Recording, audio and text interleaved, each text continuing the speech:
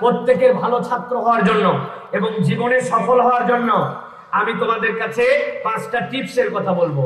ভালো করে হাতের মধ্যে গুনতে হবে, তোমাদের হাতে এরকম করো, নিচে নিচে নিচে, মানে হাতে গুনতে হবে 1 2 3 4 5 কি কি যেন মনে থাকে। হ্যাঁ, 1 নম্বরে বলবো সকলকে নবী করিম সাল্লাল্লাহু আলাইহি ওয়াসাল্লামের জীবনী পড়তে হবে।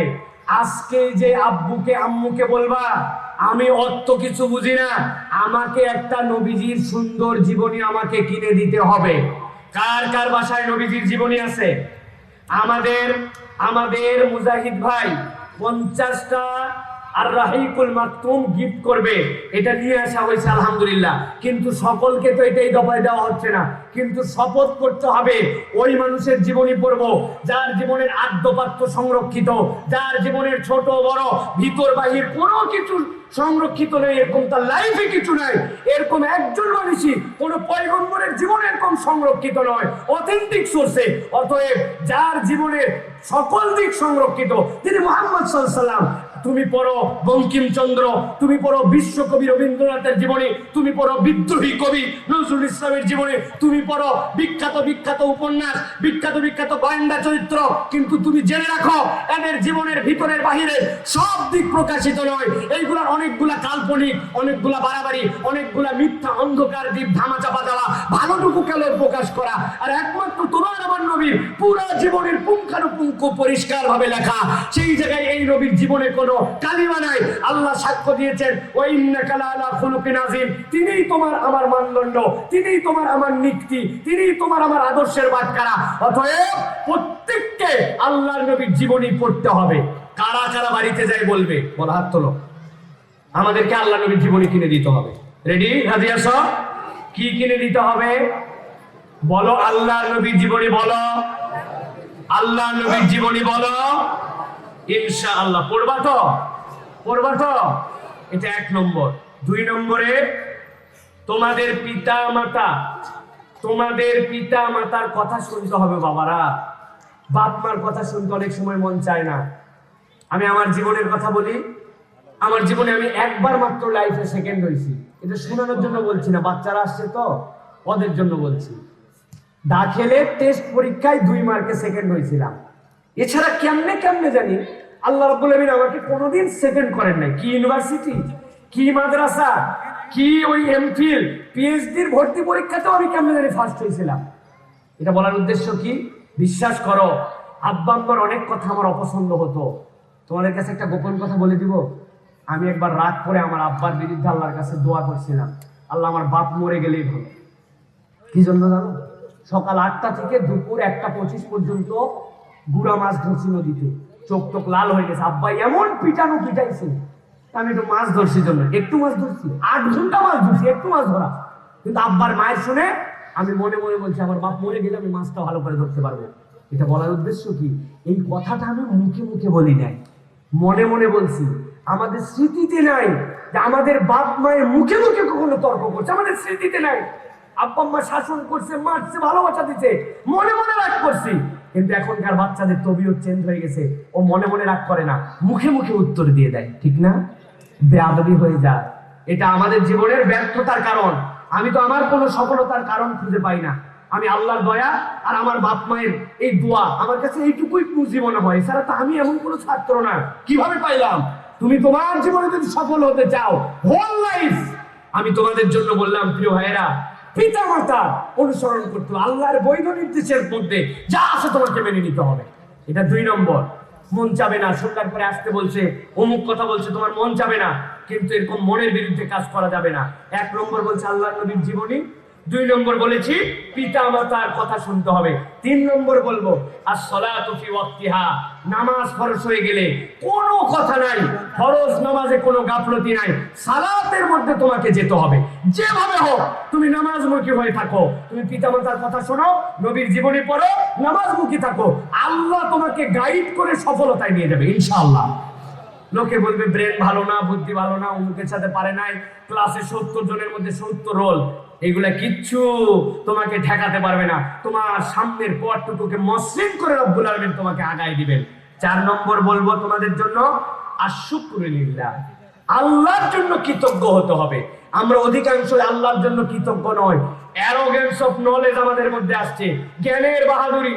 আমি বুঝি, আমি যা বুঝি কেউ বুঝে না। ইসলামের জন্য ভালো লাগে না। জ্ঞানের বাহাদুরি আর দাপট করে লাভ নাই। আজকে যে মোবাইল দিয়ে আমরা কথা বলি, যে কথাতে মোবাইল এখান থেকে ফোন দিচ্ছে আমেরিকায় চলে যায়, আজ থেকে 50 বছর আগে কোনো বাঙালিকে যদি বলা হতো যে কোনো তারবিহীন ফোন করতেছে আর চলে যাচ্ছে, মানুষ বলবে আর মাথা নষ্ট হয়ে গেছে, পাগলা হয়ে গেছে, ঠিক না? কিন্তু এখন কি এটা আমাদের কাছে অবাস্তব? তাহলে জ্ঞানের বাহাদুরি করা যাবে না, সব আমরা জানি না। অতএব বলবো আল্লাহর কৃতজ্ঞ বান্দা হয়ে থাকতে হবে। আর যদি কৃতজ্ঞতা না আসে, আমাদের জীবনের কোনো পারফরমেন্স যুক্ত হবে না। আল্লাহ যদি কৃতজ্ঞতা না আসে, কি করতে হবে? এখানে ক্লাস 4-5 এর কোনো বাচ্চা আছে? 5 এর স্কুলে পড়ে কে আছে 5 এ? হ্যাঁ আসো, একজন আমার কাছে আসো, যে কোনো একজন। তুমি ক্লাস 5 এ, আসো উপরে আসো, স্যান্ডেল পরে চলে আসো, তুমি আমার কাছে আসো। তোমাকে আমি একটা জিনিস দেখাবো, আল্লাহর কৃতজ্ঞ কিভাবে হতে হয়। হ্যাঁ আপনি আছেন, হ্যাঁ তোমার নাম কি? আসিফ শিকদার। দেখি হাত, দেখি হাতেটাকে ভাঁজ করো। ভাঁজ করছো? এখানে হাত লেখো, এখানে এখানে লেখো হাসিব লেখো। হ্যাঁ পাঞ্জাবি স্টিকার সমস্যা, হাসিব ঠিক আছে, এইটুকু হলে হবে। হ্যাঁ হাসিব শিকদার লিখছো না? ঠিক আছে, এবার এই বোতলটা খুলে এক ঢোক পানি খাও। গুড, ফাইন, ঠিক আছে না? এখন এই বাচ্চাটা দেখেন হাত দিয়ে লিখছে, এক ঢোক পানি খাইছে, তাই না? কিন্তু নামাজের কথা বললে নামাজ পড়তে মন চাচ্ছে না। আল্লাহ রাব্বুল আলামিন কি দিছে আমাকে? শরীর স্বাস্থ্য আমার, আমি আসলে কিছু পাই না। আল্লাহ কৃতজ্ঞ হচ্ছে না মন। কৃতজ্ঞ কেমন করে হবে? এদিকে আসো, তুমি যাইও না, এত তাড়াতাড়ি কই যাচ্ছ? তোমার অনেক কাজ বাকি আছে, দাঁড়াও। আল্লাহর কৃতজ্ঞ কেমনে হয় দেখেন। এদিকে হও, এই দুইটা নখ দাও, হ্যাঁ হাত দাও,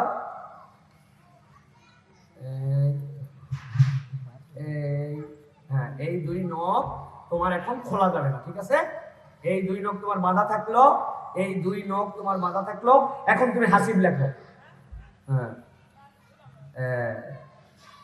কষ্ট হচ্ছে আগের থেকে? এটা বানান ঠিক হচ্ছে না, দেখছেন অবস্থা? এবার বোতল থেকে পানি খুলে খাও। এই নখ খোলা যাবে না, এই নখ খোলা যাবে না, এই নখ আবার পানি খুঁজো দেখ, এই নখ এরকম রাখবে। এবার পানি খাও, বোতল খোলো আগে। হ্যাঁ এক হাত দিয়ে, তখন এক হাত দিয়ে খাইছো। হ্যাঁ তোলো তোলো, মুখে তোলো, আবার মুখ খোলো। হ্যাঁ মুখ খোলো, মুখ খুলে খাও, পানি দেখো। দেখছেন কত কষ্ট হচ্ছে? আমি এটা বোঝানোর জন্য বলতেছি, আমাদের বাচ্চাদেরকে কিছু প্র্যাকটিক্যাল জ্ঞান দিতে হবে। তুমি এই নখটা, হাতটা ব্যবহার করতেছো, তুমি হাতের প্রকৃত মালিক নও। তোমার এই দুই নখ বন্ধ করে দিলে তোমার হাতের সই করা পারফরমেন্স চলে যায়। তুমি বোতল থেকে পানি ঢেলে খেতে পারো না। আরেকটা জিনিস বলি, মানুষ খায় দুই দিক দিয়ে, মুখ দিয়ে খাইছে না, আরেকটা খায় নাক দিয়ে। নাক দিয়ে কে দেয়? অক্সিজেন। আপনারা বাজার থেকে কিনে আনেন তো না? ব্যাগে করে আনেন না পলিথিনে? আচ্ছা হাসিব, তুমি কতক্ষণ পর্যন্ত এই নাক মুখ ধরে রাখলে তুমি আটকায় থাকতে পারো? তোমার যদি কষ্ট হয় আমার হাতের এখানে বাড়ি দিবা, ঠিক আছে? আমি তখন ছেড়ে দিব। হ্যাঁ দেখি কতক্ষণ,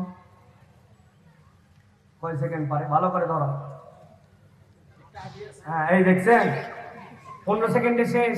মুখের খাবারটা আপনি কিনে খান, কিন্তু নাকেরটা আল্লাহ রাব্বুল আলামিন খাওয়ায়। কিসের এত বড়াই? কিসের ভাব মারি আমরা? কিসের ভাব আমাদের? সুতরাং এই অ্যারোগেন্স অফ নলেজ সব জেনে ফেলছি, আল্লাহর বিধান ভাল লাগে না, জি না। নিজেকে মাঝে মাঝে পানিশ করবেন, নাক মুখ ধরবেন। আল্লাহর নামাজ পড়তে মন চাচ্ছে না, ফজরে উঠতে মন চাচ্ছে না, দরকার নাই, আল্লাহর নিঃশ্বাস বাদ দিয়ে তুমি চলো। যদি চলতে পারো তাহলে তার কথা না শুনলেও চলবে। বাচ্চাদের এরকম প্র্যাকটিক্যাল কিছু কিছু নলেজ দিবেন, যেটাতে অনুভব করতে পারবে যে তোমার এই দুই হাতের নখ বেঁধে দিলে বাবা, এই 3 নখ বেঁধে দিলে কি মুসিবতে তুমি পড়ে যাবা। নিঃশ্বাস না নিলে তুমি চলতে পারো না। আল্লাহ যিনি আমাকে এরকম সুস্থ স্বাভাবিক দিলেন, ওই আল্লাহর কাছে আমি কৃতজ্ঞ হতে চাই।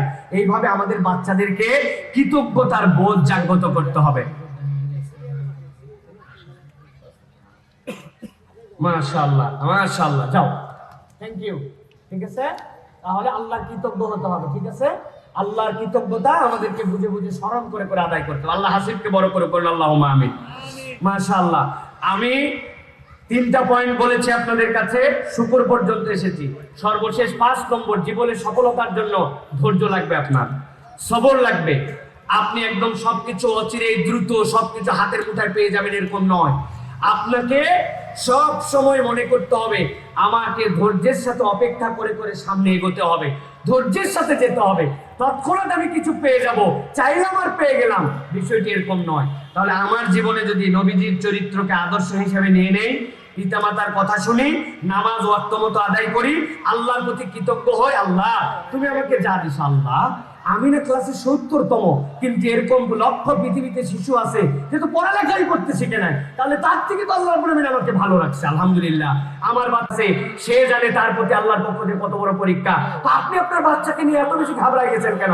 কখনো বাচ্চাকে নিয়ে অন্য কারোর সাথে তুলনা দিবেন না, অন্যের তুলনা দেওয়ার দরকার নাই, আপনি তার জন্য এক্সাম্পল সেট করেন।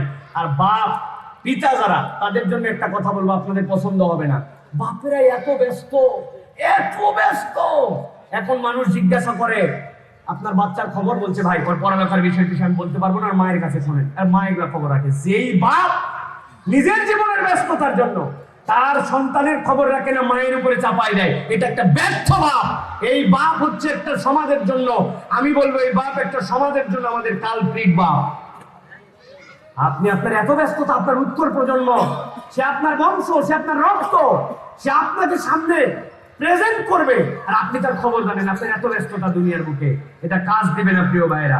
আর সর্বশেষ বলবো আপনাকে প্রিয় ভাইরা, আপনার আমার জীবনে এই যে প্রচুর পরিমাণে আপনার আমার জীবনের বাধা আসবে, এই বাধাগুলোকে কখনো মনে করা যাবে না যে আমি টিকাতে পারবো না। আস-সা'য়ু মিন্না ওয়াল ইতমামু মিনাল্লাহ। মানুষ বাধা আসবে, কিন্তু এই বাধাকে বাধা মনে করবে না, আল্লাহর দিকে তাকায় যদি সামনে যাওয়ার চিন্তা করে, তাহলে আল্লাহ রাব্বুল আমিন তাকে উত্তরাই দিবেন। আল্লাহ কবুল করুন, আল্লাহুম্মা আমিন। একটা অভিভাবকদের প্রশ্ন আর একটা বাচ্চাদের প্রশ্ন, দুইটা প্রশ্ন আমাদের সমাজে চলে, এরকম দুটা উত্তর দিয়ে শেষ করে দিব। প্রশ্নটা কি? বাপ মা অনেক সময় আমাদের সন্তানদের প্রশ্ন এড়ায় যায়। ছোট বাচ্চাদের ভাই এত প্রশ্ন করতে হয় না, চুপ করো, এগুলো কি বুঝো তুমি, এগুলো বলি না। সন্তানদের প্রশ্ন এড়ায় যাবেন না, এর জন্য আপনাকে ট্রেন আপ হতে হবে। আপনাকে বলছে আব্বা আমি মায়ের পেটে কিভাবে গেলাম, আপনি চিন্তা করছেন হায় হায় আমি এখন উত্তর কিভাবে দিব, এই ইজ্জত থাকে উত্তর দিলে। আপনার তো জ্ঞান নাই উত্তর দেওয়ার মতো, আপনি জ্ঞান চর্চা করেন। আপনি বলবেন বাবা মুরগি দেখছো, মুরগির বাচ্চা কিসের থেকে হয়? ডিম থেকে। তো মুরগির ডিমের ভিতরে কিভাবে বাচ্চা গেল? ও তাই তো। আপনি একটা বুঝ দিয়েছেন তাকে, মিথ্যা নয়, কিন্তু 100% ট্রুটাও তার বয়স হয়নি বলার মতো, আপনি তাকে একটা নলেজ দিয়ে দিলেন। আপনার মধ্যে এই প্র্যাকটিস থাকা লাগবে। এখন আপনি বাচ্চা প্রশ্ন করে আপনি নিজে জানেন না, তুমি খালি সাটা দেন, খালি সাটা দেন, আপনি বকা দেন, হবে না। এটা একটা। আর বাচ্চারা অভিনব অভিনব প্রশ্ন করে। এক বাচ্চা জিজ্ঞাসা করছে যে আমরা অল্প একটু দেখতে পাই, আল্লাহ সব দেখতে পাই, কিভাবে সব দেখে আল্লাহ কিভাবে? উত্তর অনেক আছে, কিন্তু আপনি বলবেন দেখো বাবা তুমি একতলার ছাদের উপর থেকে নিচে তাকাইছো, কত দূর দেখতে পাচ্ছ? আমার আশপাশে 1 বিঘা 2 বিঘা আশপাশে 2টা বাড়ি, 5 তলার উপরে উঠছো, কত দূর দেখতে পাচ্ছ? আরে পুরো পাড়ায় তো দেখা যায়। 20 তলার উপরে উঠছো, কত দূর দেখতে পাচ্ছ? বলে পুরা তো থানাটাই আমার চোখের সামনে আসছে। বলে বাবা দুনিয়ার মানুষ এসেছে, কম্পেয়ার রবের হবে না। রব সময় কাল পাত্র সবকিছুর ঊর্ধ্বে, তোমার আমার চোখ দৃষ্টি এগুলো সবকিছুর ঊর্ধ্বে, তিনি মহান রব। তাহলে আমি একটা মানুষই যদি 20 তলার উপর উঠে সব দেখতে পাই, তাহলে তিনি যে এত অসীম রব, সব দেখা সৃষ্টি করছেন যিনি, তার কাছে এটা দেখা কোনো বিষয় না। ওই বাচ্চার নলেজটা পরিষ্কার হয়ে যাবে। তা আপনার তো এই জন্য নলেজ ডেভেলপ করতে হবে আপনার বাচ্চাকে উত্তর দেওয়ার জন্য। এই জন্য পিতা মাতাকে বলবো যে আপনি আদর্শ প্যারেন্টস হন। কেবল খালি বলেন না যে হুজুর আপনার কাছে নিয়ে এসে দোয়া করে দেন আমার বাচ্চাটা যেন কিরাউলিয়া হয়ে যায়, এরকম কোনো দোয়া আবিষ্কার হয় নাই। ওই দোয়া আবিষ্কার হলে সবার আগে আমি আমার 3 মেয়ের জন্য দোয়া করতাম, ওই দোয়াই তো আমি খুঁজে পাচ্ছি না। আমার পরিবারে তো বাচ্চা কাচ্চাকে মানুষ করার জন্য হিমশিম খেতে হচ্ছে। অতএব এই জন্য বললাম যে পিতারা রেডি হন, সন্তানরা এরকম করে আমরা যদি আদর্শিক একটা সমাজ গঠন করার চেষ্টা করি, তাহলে ইনশাআল্লাহ আমাদের এই সমাজ পরিবর্তন সম্ভব। বাচ্চারা তোমাদের কাছে আজকে আর বেশি বললাম না, অভিভাবকদের জন্য শাইখ আহমদুল অনেক কথা বলবেন আমি জানি। আজকে আমাদের শিক্ষা ব্যবস্থায় এমন শিক্ষা ঢুকিয়ে দেওয়া হচ্ছে যে বাচ্চা কাচ্চার ঈমান হারা হয়ে যাবে। এই বাচ্চার জন্য অভিভাবকদের দায়িত্ব কি? বাচ্চার থেকে তো অভিভাবকের দায়িত্ব। 6 এর একটা বাচ্চা তেমন কিছুই বোঝে না, কিন্তু তাকে এমন বীজ ঢুকাই দেওয়া হচ্ছে, ওই বাচ্চা যখন কলেজে উঠবে, ইউনিভার্সিটিতে যাবে, তখন টের পাবেন যেটা আপনার জন্য ঢুকছিল সুই হয়ে, বের হবে সামনে দিয়ে বিষ পোড়া হয়ে। ঠিক কিনা? এটা টার্গেট নেওয়া হয়েছে। এই টার্গেটের জনগোষ্ঠীকে রুখে দেওয়ার জন্য আমাদেরকে সচেতন হতে হবে। ইসলামের এই কৃষ্টি কালচার তাজিব তামাজ্জুন আপনার মধ্যে ঢুকাতে হবে। যারা বিভ্রান্ত কথা ছড়াচ্ছে তাদের বিভ্রান্তির জবাব যুক্তি দিয়ে তাদেরকে জানিয়ে দিতে হবে। আল্লাহ বলছেন তোমাকে মানুষ বানালাম, ছেলে বানালাম, মেয়ে বানালাম। ছেলে আর মেয়ে কোনো অঙ্গেই কেবল নয়, it's a genetic coding. X থেকে আসছে, এক্স ওয়াই থেকে আসছে। তো আপনি অঙ্গ একটা চেঞ্জ করে দিয়ে আপনি জেনেটিক কোডিং কিভাবে চেঞ্জ করবেন? আপনি পুরুষাঙ্গ কেটে ফেলছেন, মহিলাদের স্তন কেটে ফেলছেন, মহিলার যে প্রস্রাবের অঙ্গ চেঞ্জ করে ফেলছেন। আপনি তো অঙ্গ কাটছেন, আপনি তো জেনেটিক কোড পরিবর্তন করতে পারেন নাই। বুঝেন নাই? এখন অঙ্গ পরিবর্তন করে যেটা মহিলা, ও বলছে আমি পুরুষ হয়েছি। এখন পুরুষ কাকে বিয়ে করবে? কথা বলো।